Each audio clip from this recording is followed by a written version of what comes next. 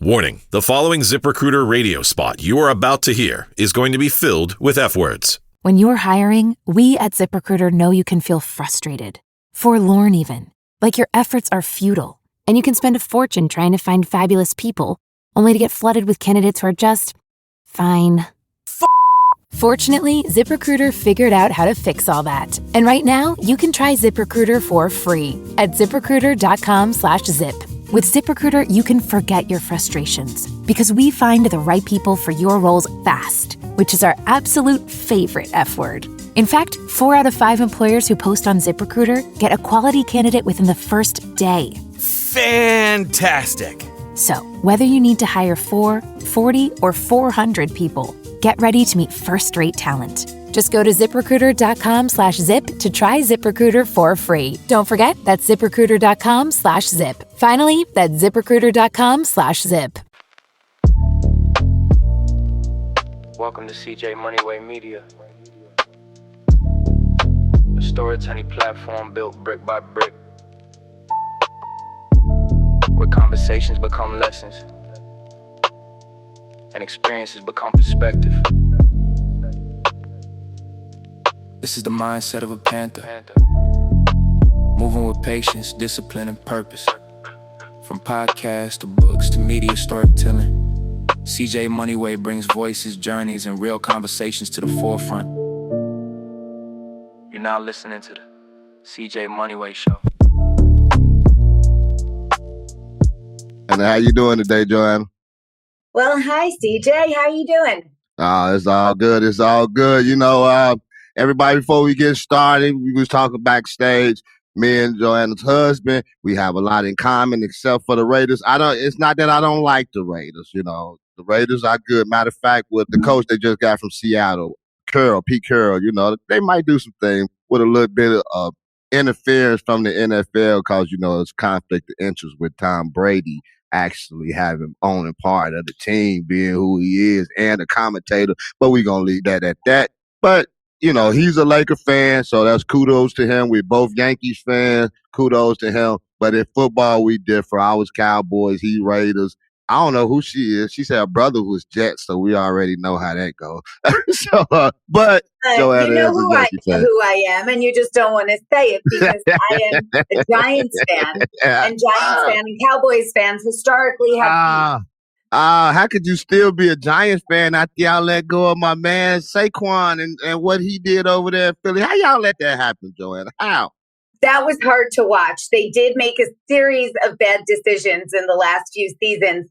But in my lifetime, I've seen 3 out of 4 Super Bowl wins. One of them I got to go to in person, and I got to have that bucket list experience of watching my team beat what was supposed to be the undefeated Patriots and ruin their perfect season. I went to that one. So it was a really cool experience.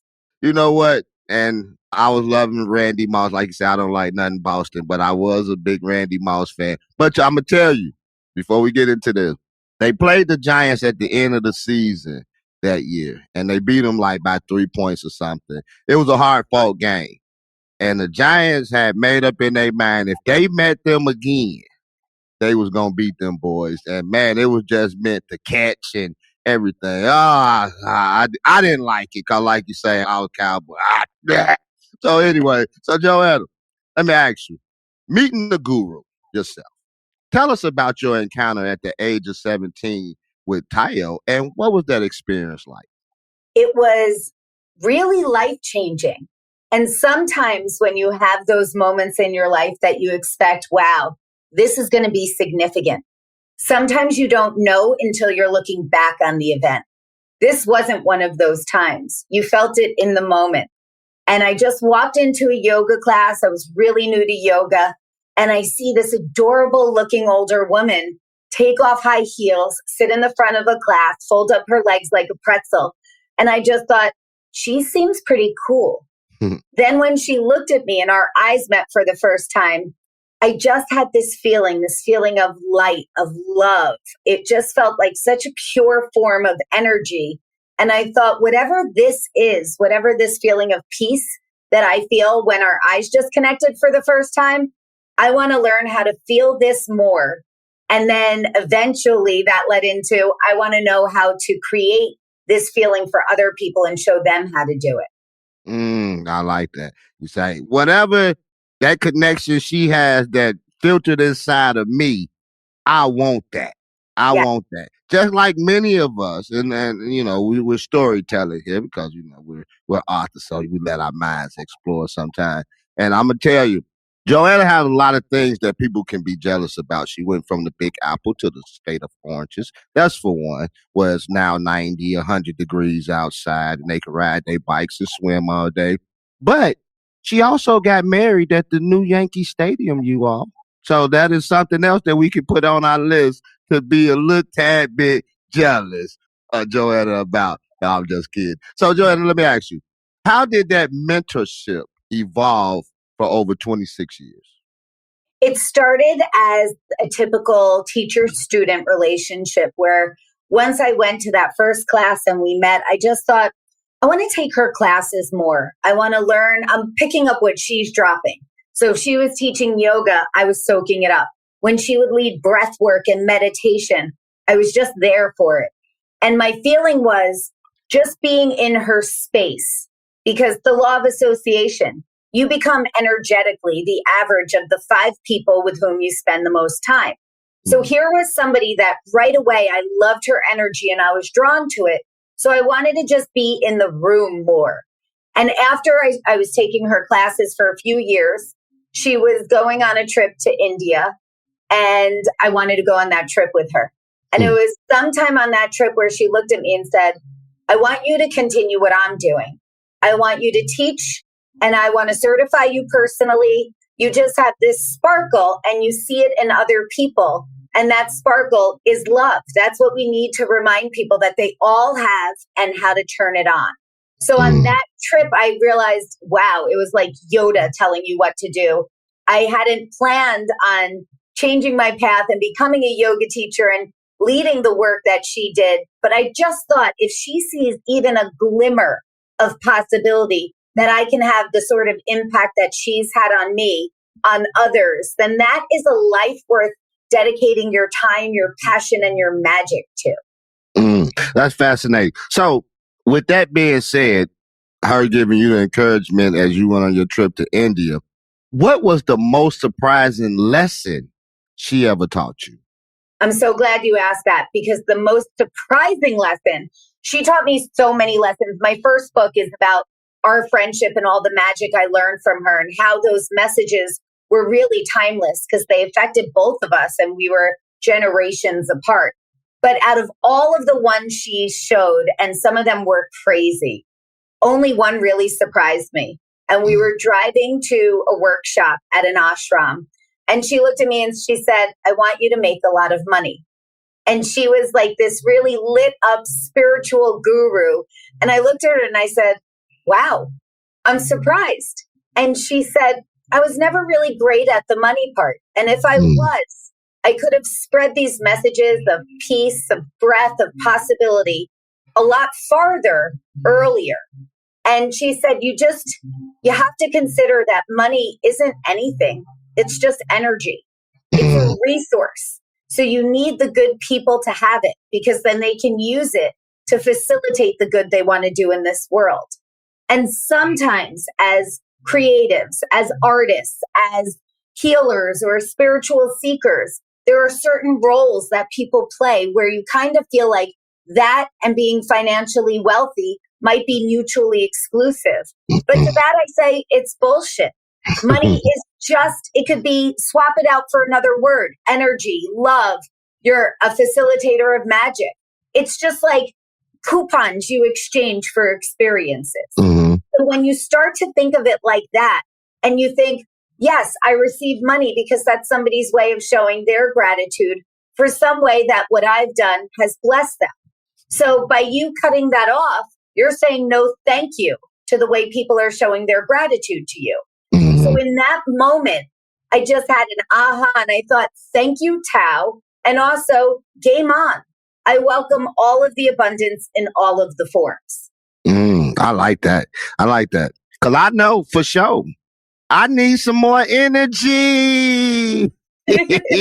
I need a boatload of it. It would be like, that was a good lesson that she said, because you can use the resources to spread things farther. As being in this creative space and the things that you just have to do, it's a multitude of things that a lot of people, when they're not in these type of spaces, they don't know the thing that you have to do in the background, the grind that it takes in the background to build, whether it's yoga instruction courses and things of that nature. It's a grind, man. It's a grind, and you got to stay on your grind. Everybody got to stay on your grind and get that energy. So let me ask you, Joanna, life, loss, and legacy.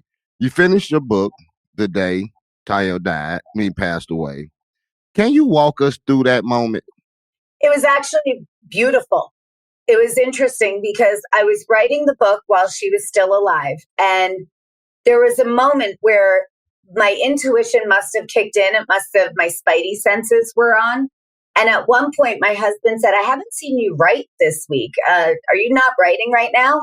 And I said, that's funny you noticed. I think part of me is a little bit superstitious, that I feel like when the book ends, like, what if that's when Tao passes? What if they're connected?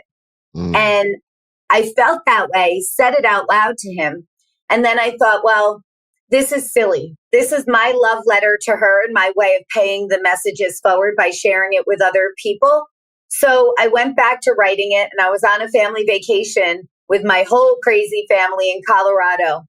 And I finished my own personal last touch on it that day, was on a chairlift with my sister, and I played the voicemail, and I had a feeling what the voicemail was going to say. And as I listened to a close friend sharing exactly how she passed, the message was recorded at 11:11.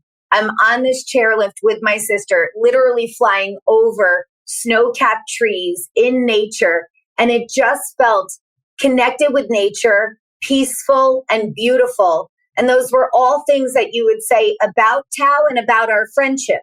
So it just felt really appropriate.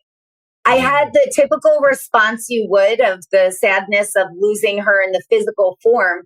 But knowing that I had her and the world had her until she was 101, my overall feeling was an overwhelming sense of gratitude that she existed, and that she existed so significantly in my life personally. I thought whatever I did in a previous life to get this kind of relationship in a current one, thank you. Thank you to my previous life for setting that up.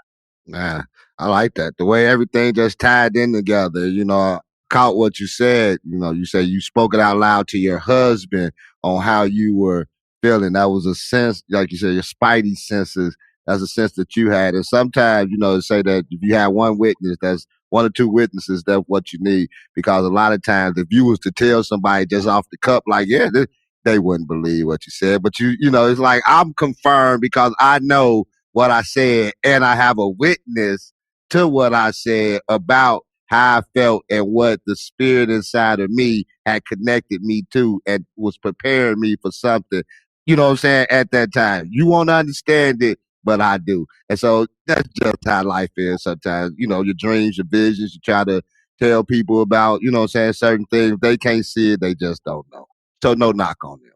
So let me ask you, Joanna, how did you process grief while staying aligned with the mission of your late mentor? Well, that actually was easy. That was easy because I felt like that was my gift to her. So when I wrote the first book, the intention was what I shared before. The only reason I even included myself as a character in the book was I thought if I wrote a book about her, you'd walk away and say, wow, she was magical. And that's true. But if I wrote a book about her and our friendship, and each chapter went back and forth between our timelines, if somebody thought that her character was magical, they would look at mine and see it's like flaw and relatable. So my intention was, if somebody can identify with somebody who's flawed and relatable and see my path to peace, then they could see how it's possible for them as well. So that was the whole intention of that book. The book that I just wrote that just came out called Best Life Ever, this is where I wanted it to be. This is based on a course that I teach with habits of happiness, joy, love, success. And they're all connected to the question you just asked, because it's not like, here's a book to thrive in life when everything's going perfectly. It's like, here's the book to give you the tools to create the life that you will find most personally enjoying and rewarding to live. So instead of just being in reaction mode, responding to whatever life throws at you, you're a conscious creator in the process. And when I was writing that book, I lost somebody really close to me who was like a second mom my whole life, my Aunt Judy. And she would live with us most of the time. She never had kids of her own. So she raised and spoiled the three of us along with my parents. And then when we went on to become parents, she raised and spoiled even extra our children. So navigating that grief was actually different because there was always this feeling with Tao that I just hit the lotto in this friendship. And I had a backstage pass to this magical being.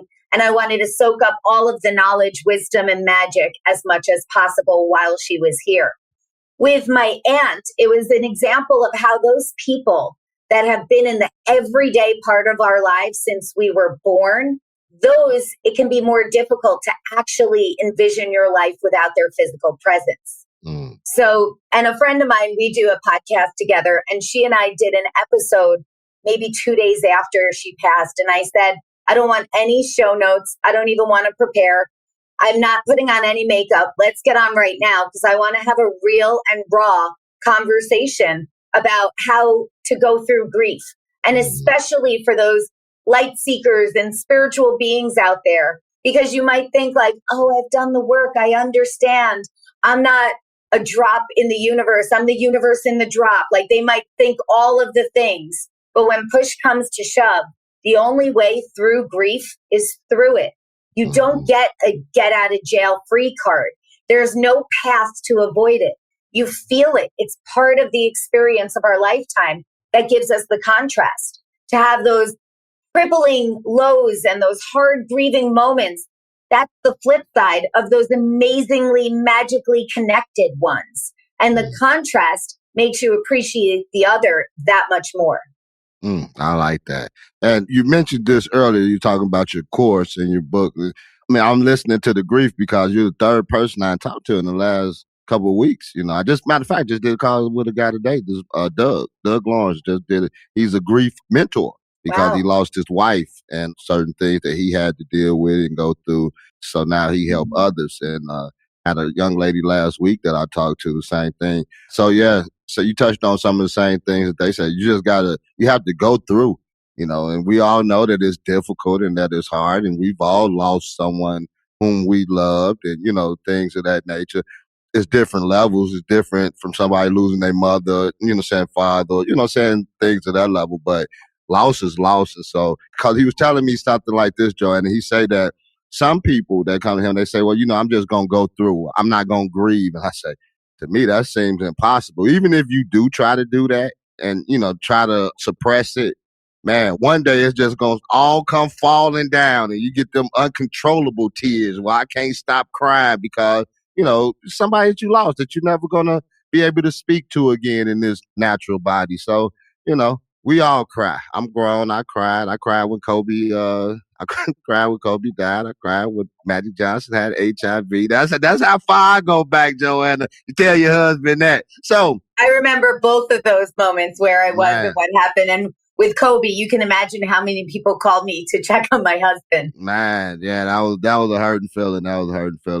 Let me ask you, you talked about your course. What does it mean to live your best life ever? It means something different to each person. So it's really getting to the core of what that answer is for you individually and immediately. Because too often people put off until, I'm going to work until this age. I'm going to live in this house until this stage of life. I'll travel after. When I retire, I'll do this. When my kids are in school, I'll do that. There are so many plans of greatness that are in the future. If instead you realize One of my best things is something people will say either as a joke or they might say as like a little insult where they say, do you even work? Or must be nice to live like you're retired. I always say, thank you. If my life looks like I'm retired on the outside, it means that my work is so pleasurable that it doesn't look like work to the outsider. That doesn't mean that there aren't aspects that are work. Of course there are. But when it's something you love, when it's who you want to be in this world is also what you get to do, it's supremely satisfying. And that doesn't mean that it has to be about your job. There are people who don't work who live really fulfilling, connected, present lives. So what happened was most of my mindset work was in the context of yoga studios and workshops. And when COVID happened, I didn't love teaching yoga on Zoom. I missed the physical, I missed the community and the connection. But the mindset stuff I loved doing on Zoom because it enabled me to get people wherever they were. I would do this course for corporations, athletic teams, communities, small groups of friends. And what I realized was it was boundaryless because it was virtual. We meet an hour a week. And instead of going to a retreat or a workshop where you often feel amazing in the moment and come home, have like a spiritual hangover because you wonder, how do I feel like that in my real life? Here it was amazing because we would gather weekly, go over the topic of that session, and then we had the next 7 days to play with those action steps within our real lives. So what happens is week 1, for example, we work on just noticing the things that bring us closer towards or farther away from the version of our life that we deem to be the best. And the way we start noticing it is we start paying attention to our physiological cues. So you all have had the experience. We all have, where you walk into a space and you're like, ooh, something just doesn't feel right. Either this physical environment or the way I feel, something, you're like the spidey senses that I said before, something prickles and it feels like, ooh. And then you've also had the feeling where love at first sight, or you met somebody who instantly felt like a best friend, never just an acquaintance.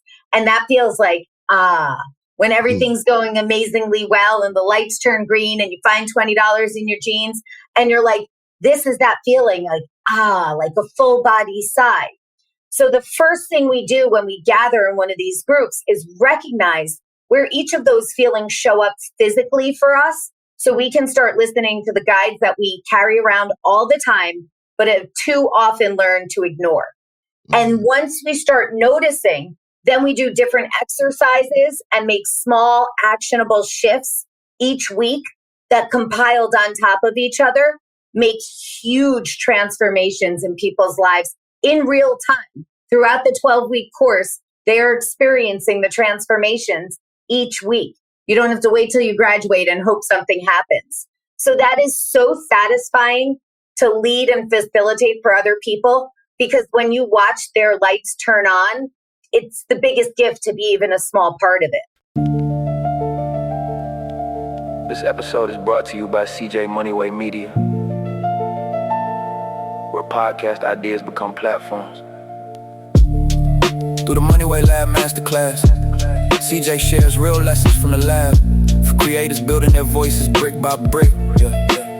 From powerful guest conversations to storytelling that inspires growth. CJ Moneyway Media is about one thing, building legacy through stories. Learn more at cjmoneyway.com.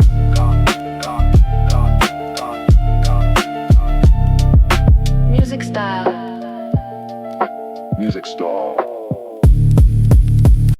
I like that. And I like that you're doing things like that to bring excitement and joy to people's lives, as lead me to my next question that I have to ask. I believe this guy probably brought some excitement to your life. From yoga mat to main stage, you've worked with Tony Robbins teams and many more. How do you translate spiritual wisdom into practical coaching? Well, I like, and this is why I appreciate now that it's not reserved just for the yoga spaces, because when you speak to somebody in the language that they receive, you connect with them differently. You and I connected immediately today over a shared love of sports. I work with a lot of athletes. When I used to start working with athletes, you would have to convince them of the value of yoga, of breath work, of mindfulness. Now you don't. People have a better understanding than they did even 10 or 20 years ago. So working with people and getting them young and being able to speak in a way that they can receive it is a really fantastic opportunity, because my main goal, it's just a small one, just world peace. And that one, whenever I say it, people laugh. They're like, oh, world peace, that's just your goal. But if you break that down, world peace is just a world that we're living in peacefully. So if you can connect with someone, one person at a time, one small group at a time, and help them realize that they have the power to connect with their own peace, to feel more present in their life, to walk around more connected and tuned in and present to their blessings, then their ripple that they're spreading of kindness in their community is going to start to have an immediate effect. The more people we can do that with, the larger the ripple spreads. And it doesn't have to take much.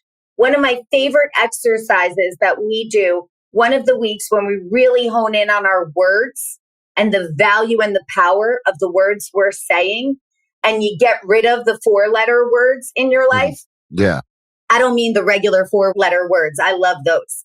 I mean the words that are doing nothing to enhance. Get rid of those too, Joanna. Get rid of those too. That would be hard for me, admittedly. Whether I'm excited or whether the Cowboys are on, the words are probably the same. Or the Giants, or the Eagles, or the Raiders. Exactly. Or Washington. So for me, those words are typically emphasizers. They're emphasizers of joy or of passion. So they have an emotional response. HATE is an absolute curse word in my house. My daughter, who will be 13 tomorrow, she knows if she drops an F-bomb, she's likely to get away with it if it's like well-timed and not in mean spirits. But if she says HATE, everyone would look at her, ooh. Even her friends know, because it's a word you can't say without feeling. And I would tell my kids, your hearts are too beautiful. When you say that word, you're talking about something you don't like. So when you go to the power of adding H to it and putting that kind of passion and energy behind your most negative feelings, you're amplifying it. So instead, if you really can't stand something and you say, that's not for me, you're diminishing its power. So the words that I consider to be the 4-letter words that we want to get rid of are words like okay, good, and fine. Because if somebody goes out in the street and asks, how you doing today? And you're like, fine, thanks. How are you? And they're like, good, thanks. You just had an exchange of absolutely nothing. Nothing. It was politeness. It's what we've been taught. We could say it on autopilot. There's zero connection happening there. So when you take those words out, and this is one of the action steps we do in the course, you spend the next 7 days having to answer differently. So if somebody says, how are you doing today? You might say, I'm freaking amazing. This day is magic. I am so happy. Everything is so great. Thank you for asking. How are you doing today? And they'll be so surprised that you gave them a different answer that often they'll pause, think about it, and give you an answer that's also real. Now, whenever I do this, people always ask the same question in a different version. What if your day isn't magical? Like, what if your day actually sucks? You never have to pretend to find real connection. It doesn't have to be fake. In fact, it kind of ruins it if it is. So if you're having a crap day and you say, this day has actually been totally crap. I got a flat tire right after stubbing my toe. Then I walked out and it was raining all over me. But you know what? You are the first person to ask me. And maybe you were just the one to turn my day around. So thank you. And starting now, I'm expecting some awesome. How are you today? It doesn't really matter what your answer is. It matters that it's real, that you think about it in the moment, and that you have an exchange that's authentic. So it turns these everyday interactions into moments of micro connection. I like that because I have had some crappy days. And I also like to think too, I like to say, matter of fact, I just said it yesterday. I said, man, there's not too many people that I don't like, but I don't like him. So, and I mean that I can't say who it is, but like you say, replacing that word hate, because when you say you hate somebody, you taking on that emotion. So I try not to get to the point of saying hate, as you were saying with your daughter, how you try to tell them. I just say, you know what? I really don't like that person. So let me ask you, Joanna, your book, My Guru Wears Heels, has a deep spiritual message. How do you reach people who don't normally consider themselves spiritual? That's a great question, because I feel like what spirituality means to different people can vary as much as the people themselves do. Mhm. So there's no real prerequisite. There's no baseline experience or thought process you have to be able to receive something that has spiritually empowering universal messages. And what I really appreciated from my time with Tao was how universal her messages were. They were things that we could all benefit from being reminded. Things that, like, there's nothing that's impossible. If it's a vision you have, there's a reason you have it. And if you're meant to do it, but do it today. She would often say that procrastination was the only sin, because so many people would wait for tomorrow and tomorrow never comes. She used to say there's no such thing as tomorrow, because 1 minute after midnight, it's already today again. So it's always today. And she also taught me that when you wake up every day, you could decide it's going to be the best day of your life. You don't need to wait for proof. Your decision can precede how the day unfolds. So there really, even though I met her through the yoga world, which already in and of itself can seem like a spiritually exclusive place if you don't have an interest to practice yoga or you never have done it. You might think, well, that's not for me, so I guess I don't get the messages. My intention was really to take her messages out of that environment, to write this book and to write it in a novel form so that people could just get lost in the story, read it like a really quick beach read, and walk away with the same beautiful lessons and takeaways as if they heard her in a yoga studio or an ashram. And you don't have to come already formed. The book starts with me when I'm 17. I had just been assaulted. I was in a really dark, like, lonely place. It wasn't all peaches and roses. So to know that you can start wherever you are with whatever you have and still have this arc that makes it possible for you to change your life in ways that make all the magic more magical and all the hard less so, that we have that power. So it was like book number 1 kind of told the story and set the tone for what's possible for anyone, whether you had a spiritual interest specifically or not. And then book number 2 was more like a workbook, so that if somebody didn't have the time or access to me personally to take the course, then here, even though you can't replicate that interactive experience, you can give someone at least a workbook to have the tools to start. So that was the intention of this one, to give you the story, the inspiration, the why in book 1, and then book 2, give you the how and give you a pocket full of tools so that you could create life on purpose instead of reacting to what's thrown your way. I like that. And man, Tao couldn't have planted better seed on better soil than she did with you, because you sucked up everything that she was teaching you. And so although she's not here with us in the physical, but her word still moves on. And so strategically, he always knows. You know what I'm saying? No matter where you are spiritually, like you say, wherever you are spiritually or whatever in your journey, he always know what to do and when to put the right people in your life to take you to what you need to do or be. And so Taya, on that trip to India, she passed you the mantle and you've taken it, and like she say, go make money off of this. Go do what you got to do. Man, I like that. I like that. So I only got one more question for you, Joanna. And then I got a quick fire round that I've been a fan favorite and a guest tie-up. And so that's why I don't tell the guests until the end of the show, because they try to think ahead of time to try to think of the question that I'm going to ask them. I'm going to ask you 5 questions. Give me the first thing that comes to your mind, And I would be lying to you to say that everyone that takes this quiz pass it. Everybody stumbles at some point except for one lady that I told at the beginning, and she passed it with flying colors. But before I get there, let me ask you, what's next in your journey? Another book, another program, a new path? What can we expect from Joanna moving forward? All of it. Definitely more books. Last year, I had a desire to write 2 books that year, and they were going to be novels. And then one day I thought, what am I doing? The thing I talk about most often, the thing I spend all my days sharing, that's the next book. And that's how Best Life Ever happened. So yes, there will definitely be more books on the horizon. I've already been asked to do this book, Best Life Ever, in a version for kids. So that will likely be the next one. In the fall, I lead a retreat for women to Italy in Tuscany with my partner, Jen. She and I do our podcast together, The Manifest Station. So that's fun.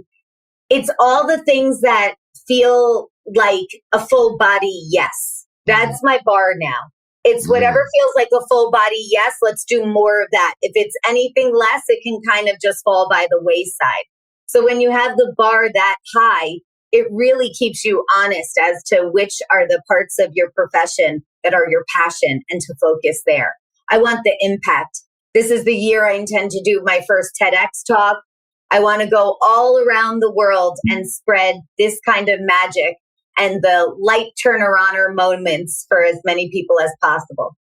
And I wish that for you. You know, go eat some other fruit other than some oranges and other than some apples. You know, I'm over here eating plums, and I find 10 cents in my blue jean pockets, not $20 like y'all do out there in the Sunshine State. But that's another story. I thought I didn't catch that. So let me ask you, Joanna, you ready? You ready for this quick fire round? I love it. All right. One mantra that changed your life. Be the change you wish to see in the world. Whatever it is you want more of, start by being some of that yourself. I like that. Brothers, if you want peace in your household, bring peace to it. Hey, so favorite Tao quote. My favorite one of hers is that with the breath, there is nothing that we cannot do. That was the thing she said the most. There is nothing we cannot do. So it really sparked the seed of if you could see it, you could feel it. If you could feel it, you could do it. If you can see it, you can be it. What I just wrote something. If you can dream it, you can achieve it. Best advice you've received as a coach. To never stop learning. The best teachers are forever students. The best coaches are still being coached. That you need to be able to practice what you're preaching and also receive it. So if you want to mentor other people, seek mentorship in your life. That cycle is really important. I like that. And I did a podcast once before entitled, You Can Learn from the Mouths of Babes. Don't take kids or whatever for granted because there's certain things they can teach you that you didn't know. So we're always learning it. Anyway, most underrated practice for daily peace. Breathing. Breathing. If we don't check in with our breath, we take these tiny little survival breaths. You will breathe because it keeps you alive. There is a huge difference between those tiny little sips of air and drinking in your inhales and really releasing on your exhales. You can take one huge inhale, fill your belly, your ribs, your chest and lungs, exhale with a noisy sigh, and change your emotional and physiological state like this. And too many people take it for granted and do not realize how much power they have to heal, to calm, to reset, to invigorate. We can use our breath for all these different purposes, but we forget about it and we just think of it as this background survival instinct. I like that. And like you say, you train athletes and things of that nature, but people have learned over the last 20-something years about this technique and it ain't as much questioning. And so I say that because I've had a couple of guests yoga instructors and mentors and things of that nature. And, you know, they talk about the breathing. One lady, ZZ Clark, she said, CJ, you got to go. Then you got to count like to 8 or something and then breathe it back out or whatever. I tried it. I kind of failed it. But I'm going to listen to you, though, Joanne. So, one more. Hey, you might be the second one on the CJ Moneyway Show that didn't stumble up question. You ready? I'm ready. One book besides your own that everyone should read. To Kill a Mockingbird. Ding, ding, ding. And we got a winner. We got a winner. Competition. We got a winner. We got a winner. Hey, so Joanna, thank you for lighting up. And I mean literally lighting up the CJ Moneyway Show today with your truth, your energy, and you're being authentic. You're very, very, very authentic. And I appreciate that. To our listeners, if you ever felt stuck, uncertain, or disconnected, Joanna's story is your reminder to live boldly, breathe deeply, and trust that the universe always shows up when you do. Be sure to grab a copy of My Guru Wears Heels.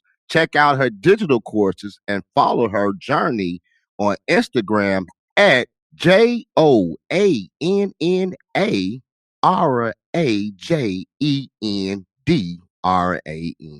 I will not repeat that again. Rewind it back and follow my girl Joanna. Until the next time, keep building, keep breathing, and always keep planting seeds of legacy here, United States Capitol. This your boy CJ Moneyway and Joanna, my New York Yankees buddies. Can't say that I'm a Knicks fan, but I'm rooting for them tonight against the Celtics. You best to believe that. Hey, we out of here. Peace. You've been listening to the CJ Moneyway Show. With real stories, real lessons, yeah, and real perspective come together.